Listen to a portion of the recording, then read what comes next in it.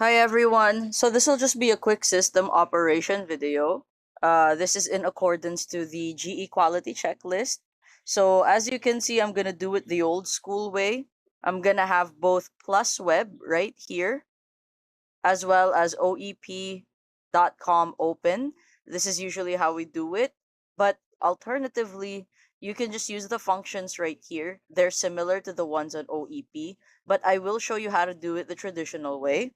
So if you check out your quality check, the first thing that it will ask you is how would you check your booking? Well, this one's pretty simple because the moment you log into OEP or you log into Plus Web, your bookings will be shown right here. Another way to check it is by checking your Skype TA group chat or checking your email. But the best, always check your schedule. Now, how do you prepare for your classes in advance? This one's also simple. First thing you want to do is make sure that all your equipment is working properly. So, your stuff like VOOV, check your internet, which is right here when you have VOOV on, or you can check settings, check your headset, check your camera, and more importantly, click the name of your student here on OEP because you also want to check a little something called book remark. Check that because they might have special requests on how you handle the class. And of course, on Plus Web, make sure to check the courseware in advance by clicking your student's name, and then you should be brought to something that looks like this.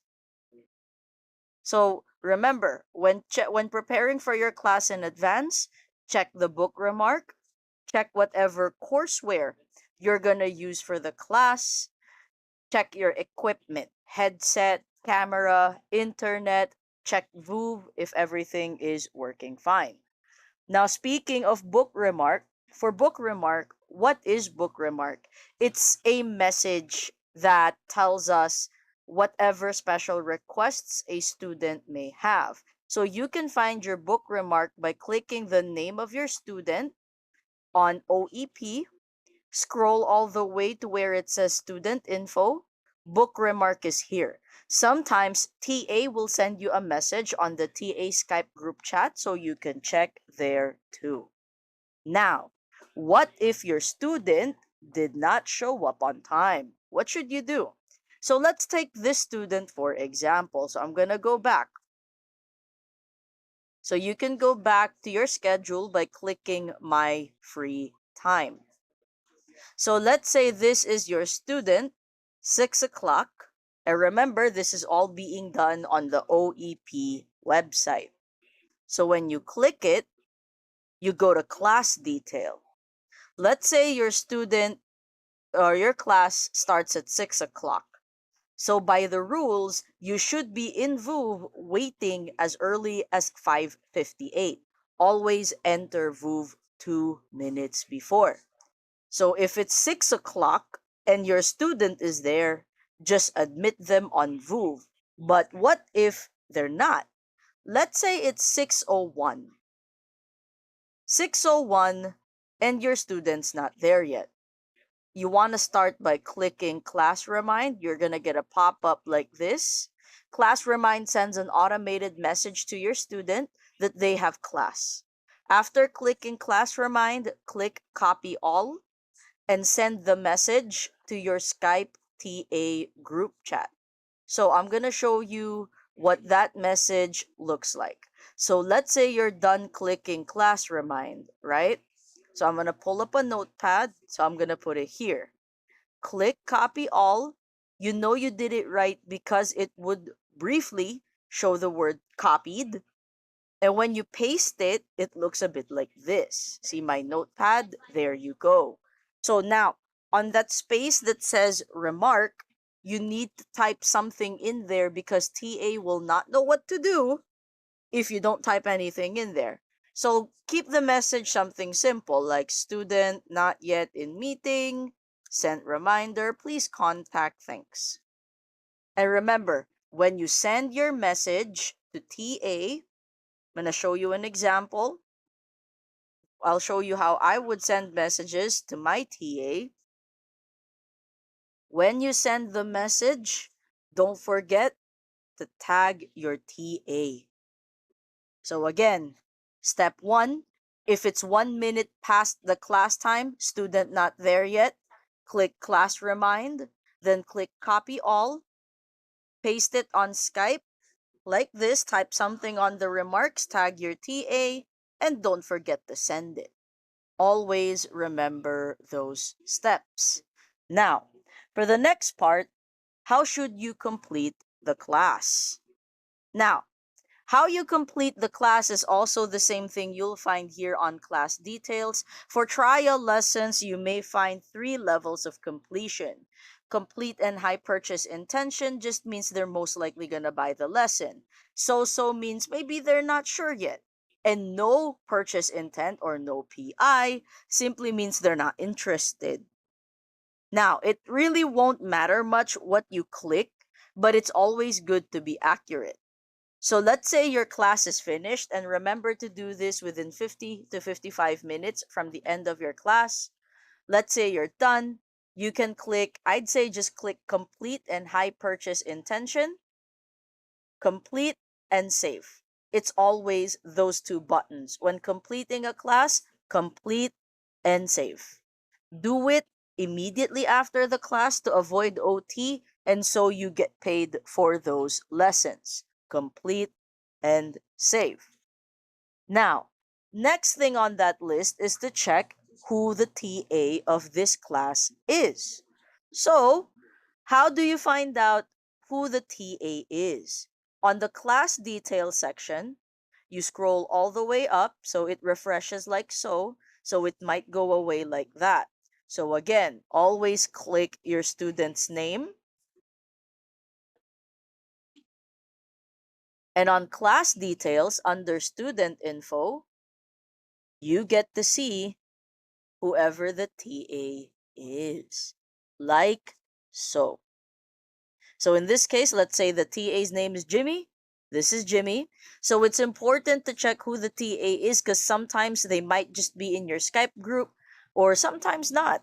But at least you know who it is. Always check student info. And now, the class status. Not just for this class, but for every class. How do you get to check every class status? You can go to the left side here, click classes, give it a bit of a wait. And normally it should display here, like this. So your name, the schedule of your class, the student, and the status should be here. Under classes, go, I'd say scroll right, and then you'll see status. You'll see which classes are completed, which classes are pending, which classes did you cancel, and which class did the student cancel or go absent from. It's always important to check your class status because you may have pending lessons you forgot to mark. Always go to classes, check status, and that's it. Now, if you want to find out how many more classes your student has, which we refer to as the class amount, one way you can do it is by clicking again on the left side, click students. So give it a bit of a wait.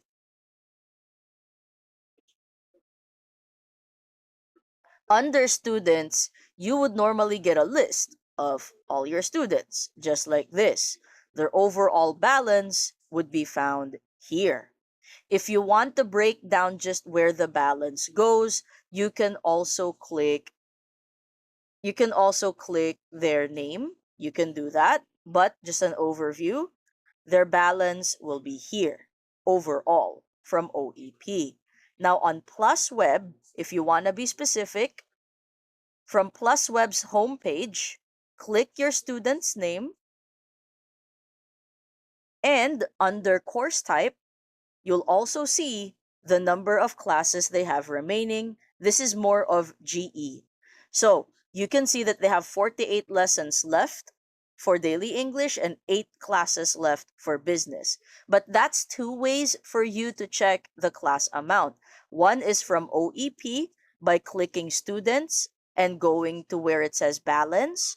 Or on Plus Web, click your student's name, and under the teaching plan, course type, the number of lessons should be there. Now, the next question is, where can you check the salary? Well, this one's easy.